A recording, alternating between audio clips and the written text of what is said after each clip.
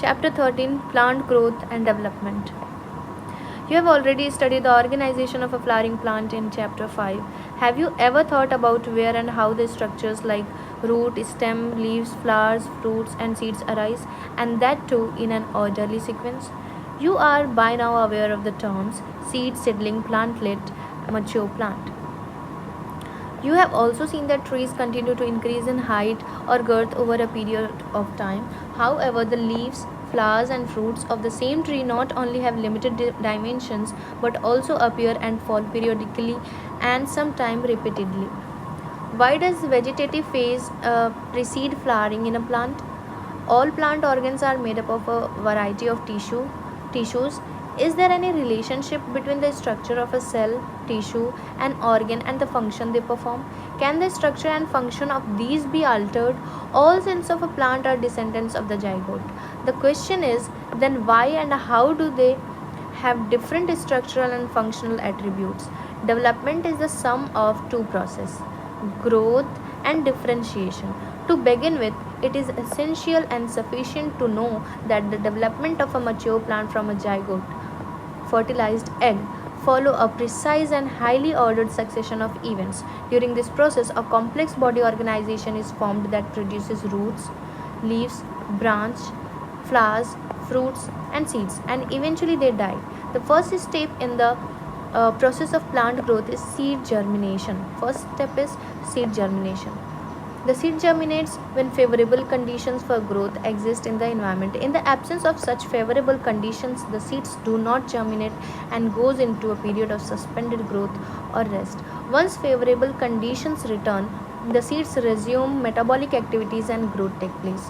In this chapter, you shall also study some of the factors which govern and control these developmental processes. These factors are both intrinsic and extrinsic to the plant.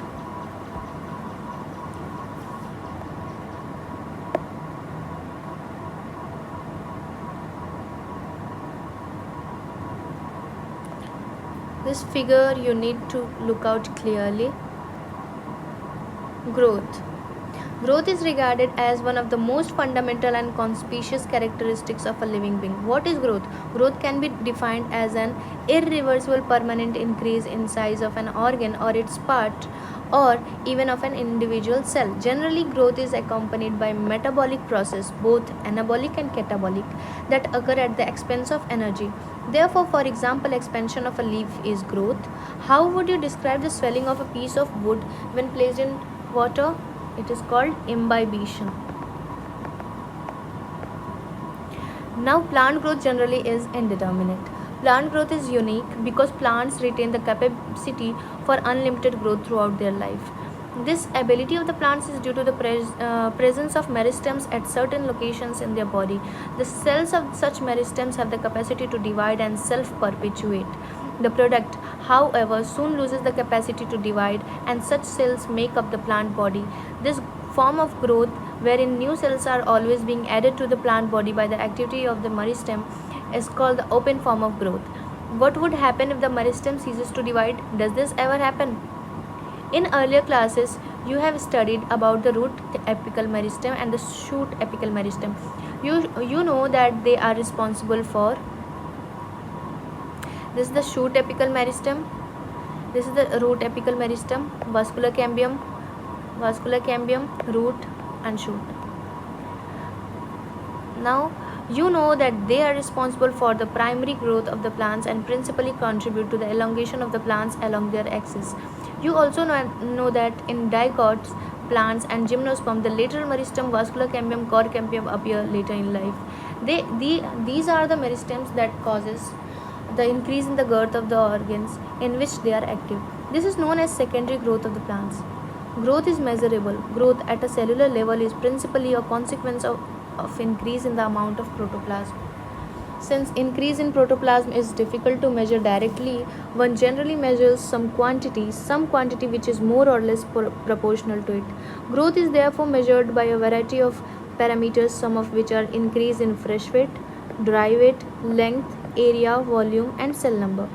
You may find it amazing to know that one single root apical meristem can give rise to more than 17,500 new cells per hour, one single made cells, whereas cells in a watermelon may increase in size by up to 350,000 times. In the former, growth is expressed as increase in cell number.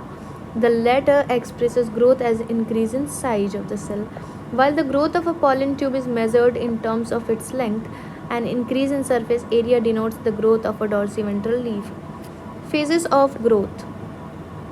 The period of growth is generally divided into three phases, namely meristematic elongation and maturation, figure 13.3. Let us understand this by looking at the root tips. The constantly dividing cells both at the root apex and the shoot apex represent the meristematic phase of growth. The cells in this region are rich in protoplasm, possess large conspicuous nuclei. Their cell walls are primary in nature, thin and cellulosic with abundant plasmodesmatal connections. The cells proximal, just next away from the tip to the meristematic zone, represent the phase of elongation. Increased vacuolation, cell enlargement, and new cell wall deposition are the characteristic of the cells in this phase. Further away from the apex, that is more proximal to the phase of elongation, lies a portion of the axis which is undergoing the phase of maturation. The cells of this zone attain their maximal size in terms of wall thickening and protoplasmic modifications. Most of the tissues and cell types you have studied in earlier classes represent this phase. 13.1.4 Growth rates. The increased growth per unit time is termed as growth rate. Thus, rate of growth can be expressed mathematically. An organism or a part of the organism can produce more cells in a variety of ways. A. Arithmetic. B. Geometric. Zygote divided. Geometric phase, all cells divide. Arithmetic phase. The growth rate shows an increase that may be arithmetic or geometrical. In arithmetic growth, the following mitotic cell division, only one daughter cell continues to divide while the other differentiate and matures. The simplest expression of arithmetic growth is exemplified by a root elongating at a constant rate. Look at figure 13.5. On plotting the length of the organ against time, a linear curve is obtained. Mathematically, it is expressed as LT is equal to L0 plus RT. LT is length at time t, L0 is length at time 0, R is growth rate or elongation per unit time. Now see what happens in geometrical growth. In most systems, the initial growth is slow, which is called as lag phase, and it increases rapidly thereafter at an exponential rate, log or exponential phase. Here, both the progeny cells following mitotic cell division retain the ability to divide and continue to do so. However, with limited nutrient supply, the growth slows down, leading to a stationary phase. If we plot the parameter of growth against time, we get a typical sigmoid curve or S curve. A sigmoid curve is a characteristic of living organism growing in a natural environment. It is typical for all cells, tissues, and organs of a plant. Can you think of a more similar example? What kind of a curve can you expect in a tree showing seasonal activities? The exponential growth can be expressed as W1 is equal to W0 ERT. W1 is final size, weight, height, or number, etc. W0 is initial size at the beginning of the period. R is growth rate. T is time of growth. E is base of natural logarithm. Here R is the relative growth rate and is also the measure of the ability of the plant to produce new plant material, however, referred to as efficiency index. Hence, the final size of W1 depends on the initial size W0. Figure 13.6, an idealized sigmoid growth curve typical of cells in culture and many higher plants and plant organs. Quantitative comparisons between the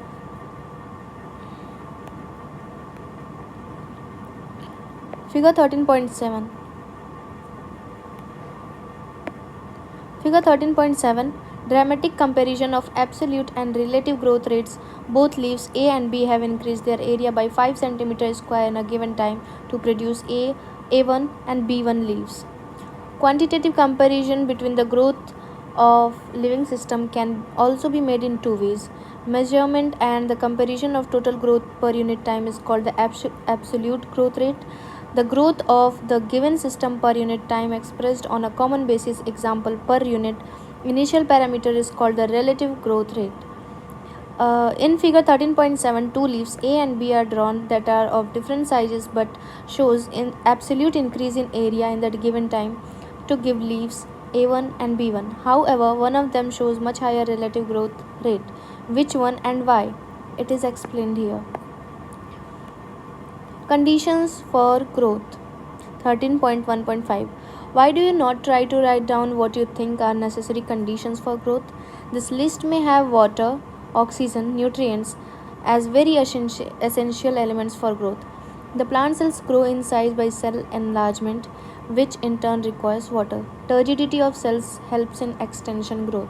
Thus, plant growth and further development is intimately linked to the water status of the plant. Water also provides the medium for enzymatic activities needed for growth. Oxygen helps in releasing metabolic energy essential for growth activities.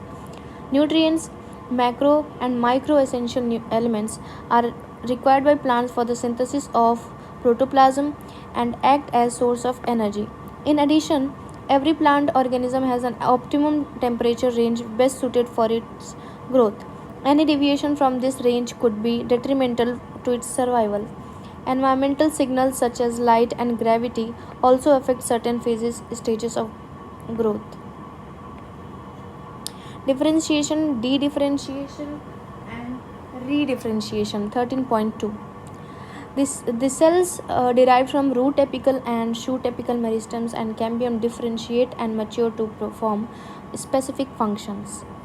This act leading to maturation is termed as differentiation. During differentiation, cells undergo few to major structural changes both in their cell walls and protoplasm. For example, to form a tertiary element, the cells would lose their protoplasm. They also develop a very strong, elastic, lignocellulosic secondary cell walls to carry water to long distances even under extreme tension. Try to correlate the various anatomical features you encounter in plants to the function they perform. Plants show another interesting phenomena. The living differentiated cells that by now have lost the capacity to divide can regain the capacity of division under certain conditions. This phenomena is termed as dedifferentiation. For example, formation of meristems, interfascicular cambium, and core cambium form from fully differentiated parenchyma cells. While doing so, such meristem tissue are able to divide and produce cells that once again lose the capacity to divide but mature to perform specific functions, that is, get redifferentiated. List some of the tissues in a woody dicot plant that are the products of redifferentiation. How would you describe a tumor? What would you call the parenchyma cells that are made to divide under controlled laboratory conditions during plant tissue culture? Recall in section 13.1.1, we have mentioned that the growth in plants is open. That is, it can be indeterminate or determinate. Now we may say that even differentiation in plants is open because cells or tissues arising out of the same meristem have different structures at maturity. The final structure at maturity of a cell tissue is also determined by the location of the cell within. For example, cells positioned away from root apical meristems differentiate as root cap cells, while those pushed to the periphery mature as epidermis. Can you add a few more examples of open differentiation correlating the position of a cell to its position in an organ? 13.3. Development. Development is a term that includes all changes that an organism goes through during its life cycle from germination to the seed, of the seed to senescence. Diagrammatic representation of the sequence of processes which constitute the development of a cell of a higher plant is given in figure 13.8. It is also applicable to tissue or organs. 13.8 figure sequence of the developmental process in a plant cell. Plants follow different pathways in response to environment or phases of life to form different kinds of structures. This ability is called plasticity. Example, heterophyll in cotton, coriander, and larkspur. In such plants, the leaves of the juvenile plant are different in shape from those in mature plant. On the other hand, difference in shapes of leaves produced in air and those produced in water in buttercup also represent the heterophilous development due to environment. This phenomena of heterophily is an example of plasticity. Figure 13.9, heterophily in larkspur and buttercup. Thus, growth, differentiation, and development are very closely related events in the life of a plant. Broadly, development is considered as the sum of growth and differentiation. Development in plants, that is, both growth and differentiation, is under the control of intrinsic and extrinsic factors. The former includes both intracellular, genetic, or intercellular factors, chemicals such as plant growth regulators, while the latter includes light, temperature, water, oxygen, nutrition, etc. 13.4, Plant growth regulators. 13.4.1, Characteristics. The plant growth regulators (PGRs) are small, simple molecules of diverse chemical composition. They could be indole compounds, indole 3-acetic acid (IAA), adenine derivatives N6 furfurylamine, purine, furfurylamino, purine kinetin, derivatives of carotenoids abscisic acid ABA, terpenes gibberellic acid GA3, or gases ethylene C2H4. Plant growth regulators are variously described as plant growth substances, plant hormones, or phytohormones in literature. The PGRs can be broadly divided into two groups based on their functions in a living plant body. One group of PGRs are involved in growth promoting activities such as cell division, enlargement, pattern formation, tropic growth, flowering, fruiting, and seed formation. These are also called plant growth promoters. Example: auxin, gibberellins, and cytokinins. The PGRs of the other group play an important role in the plant responses to wounds and stresses of biotic and abiotic origin. They are involved in various growth inhibiting activities such as dormancy and abscission. The PGR abscisic acid belongs to this group.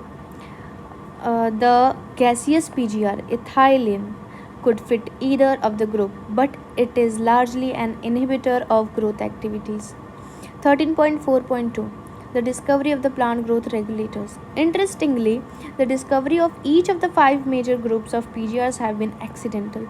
All this started with the observation of Charles Darwin and his son Francis Darwin when they observed that the calyptyle of canary grass responded to unilateral illumination by growing towards the light source, phototropism. After a series of experiments, it was concluded that the tip of calyptyle was the site of transmittable influence that caused the bending of the entire calyptyle. Figure 13.10.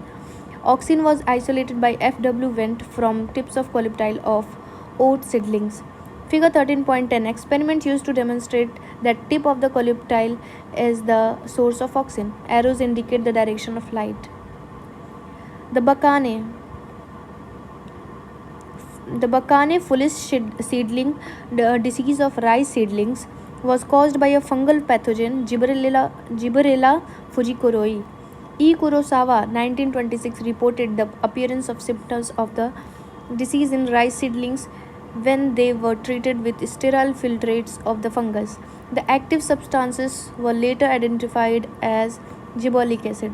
F. Skoog and his co-workers observed that from the internodal segments of tobacco stems, the callus, a mass of undifferentiated cells, proliferated only if, in addition to auxins, the nutrients medium was supplemented with one of the following: extracts of vascular tissues, yeast extract, coconut milk, or DNA. Miller et al. 1955 later identified and crystallized the cytokinesis promoting active substance that they termed kinetin. During mid 1960s, three independent researchers reported the purification and chemical characterization of three different kinds of inhibitors: inhibitor B, abscission 2, and domin. Later, all the three were proved to be chemically identical. It was named abscisic acid or ABA. H. Cousins, 1910, confirmed the release of a volatile substance from ripened oranges, RO, and that hastened the ripening of stored unripened banana, UB.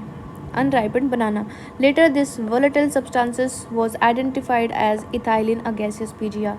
Let us study some of the physiological effects of these five categories of PGRs in the next section. 13.4.3 Physiological effects of PGRs. 13.4.3.1 Auxins. Auxins, from Greek word auxin, to grow, meaning is to grow, was first isolated from human urine. The term auxin is applied to the indole 3 acetic acid IAA and to other natural and synthetic compounds having certain growth regulating properties. They are generally produced by the growing apices of the stems and root, from where they migrate to the regions of their action. Auxins like IAA and indole butyric acid IBA have been isolated from plants. NAA, naphthalene acetic acid, and 2,4-D 2,4-dichlorophenoliacetic are synthetic auxins. All these auxins have been used extensively in agricultural and horticulture practices. They help to initiate rooting in stem cuttings, an application widely used for plant propagation. Auxins promote flowering, example in pineapples. They help to prevent fruit and leaf drop at early stages but promote the abscission of old mature leaves and fruits. In most higher plants, the growing apical bud inhibits the growth of the lateral axillary buds, a phenomenon called apical dominance. Removal of the shoot tip, decapitation, usually result in the growth of lateral buds. It is widely applied in tea plantations, hedge making. Can you explain why? Auxins also induce parthenocarpy. Example in tomatoes. They are widely used as herbicides. 2,4-D, widely used to kill dicot weeds, does not affect mature monocot plant. It is used to prepare weed-free lawns by gardeners. Auxin also controls xylem differentiation and helps in cell division. 13.4.3.2 Gibberellins. Gibberellins are another kind of promotory PGR. There are more than 100 gibberellins reported from widely different organisms such as fungi and higher plants. They are denoted as GA1, GA2 and GA3 and so on. However, gibberellic acid GA3 was one of the first gibberellins to be discovered and remains the most intensively studied form. All GAs are acidic. They produce a wide range of physiological responses in the plants. Their ability to cause an increase in length of axis is used to increase the length of grape stalks. Gibberellins cause fruits like apples to elongate and improve its shape. They also delay senescence, thus the fruits can be left on the tree longer so as to extend the market period. GA3 is used to speed up the malting process in brewing industry. Sugarcane stores carbohydrate as sugar in their stems. Spraying sugarcane crop with gibberellins increases the length of the stem, thus increasing the yield by as much as 20 tons per acre. Spraying juvenile conifers with GAs hastens the maturity period, thus leading to early seed production. Gibberellins also promote bolting, internode elongation just prior to flowering in beet, cabbage, and many plants with rosette habit. 13.4.3.3 Cytokinins. Cytokinins have a specific effect on cytokinesis and were discovered as kinetin, a modified form of adenine, a purine, from the autoclaved herring sperm DNA. Kinetin does not occur naturally in plants. Search for natural substances with cytokinin-like activities led to the isolation of zeatin from corn kernels and coconut milk. Since the discovery of zeatin, several naturally occurring cytokinins and some synthetic compounds with cell division promoting activities have been identified. Natural cytokinins are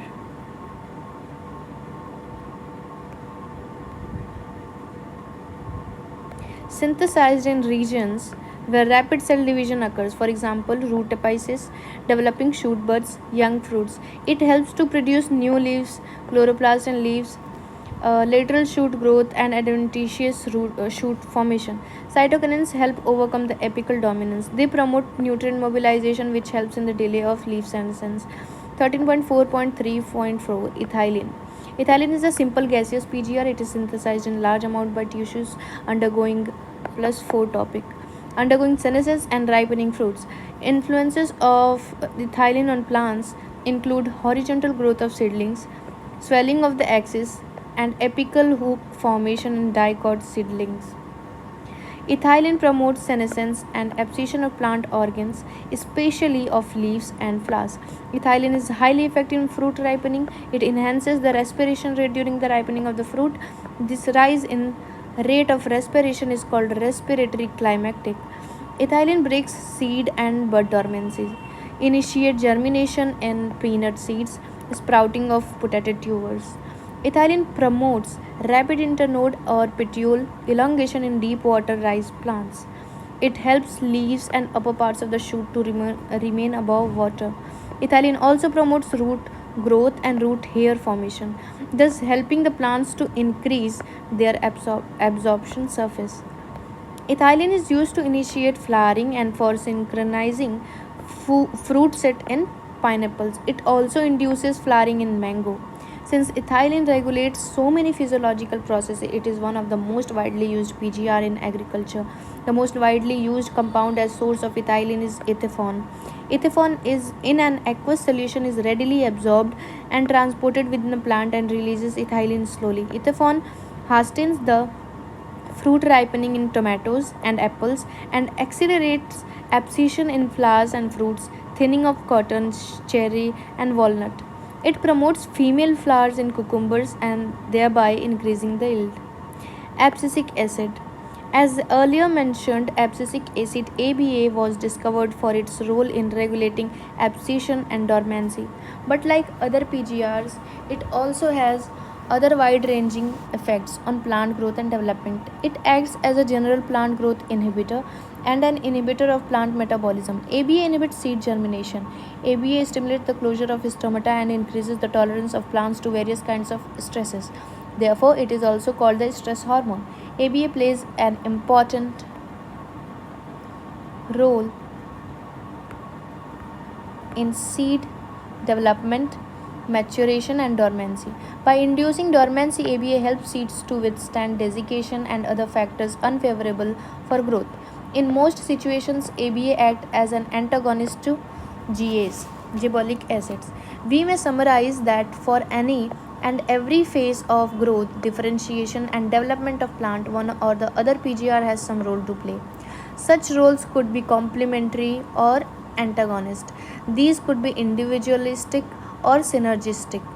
Similarly, there are a number of events in the life of a plant where more than one PGR interact to affect the event. Example: dormancy in seeds, buds, abscission, senescence, apical dominance, etc. Remember, the role of PGR is of only one kind of intrinsic control. Along with genomic control and extrinsic factors, they play an important role in plant growth and development. Many of the extrinsic factors, such as temperature, light control plant growth and development via PGR. Some of such events could be vernalization, flowering, dormancy, seed germination, plant movements, etc. We shall discuss briefly the role of light and temperature, both of them the extrinsic factors on initiation of flowering. Summary. We can't leave summary. Summary is the most important part. Growth is one of the most conspicuous events in any living organism. Most conspicuous events. It is an irreversible increase expressed in parameters such as size, area, length, height, volume, cell number. It conspicuously involves increased protoplasmic material. In plants, meristems are the sites of growth. Roots and shoot grow apical meristems, sometimes along with intercalary meristem, contribute to the elongation growth of plant axis. Growth is indeterminate in higher plants. Following cell division in root and shoot apical meristem cells, the growth could be arithmetic or geometrical. Growth may not be and generally is not sustained at a high rate throughout the life of a cell, tissue, organism. One can define three principal phases of growth: the lag, the log, and the senescent phase. When a cell loses the capacity to divide, it leads to differentiation. Differentiation results in development of a structure that is commensurate with the function of the cells finally has to perform.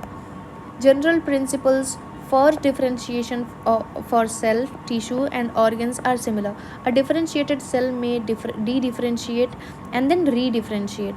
Since differentiation in plants is open, the development could also be flexible. That is, the development is the sum of growth and differentiation. Plant exhibit plasticity in development. Plant growth and development are under the control of both intrinsic and extrinsic factors. Intercellular intrinsic factors are the chemical substances called PGR. There are diverse groups of PGRs in plants, principally belonging to five groups: auxins, gibberellins, cytokinins, abscisic acid, and ethylene. These PGRs are synthesized in various parts of the plant. They control a different differentiation and developmental events. Any PGR has diverse physiological effects on plants. Diverse PGRs also manifest similar effects. PGRs may act synergistically or antagonistically. Plant growth and development is also affected by light, temperature, nutrition, oxygen status, gravity, and such external factors. Exercises. Thank you.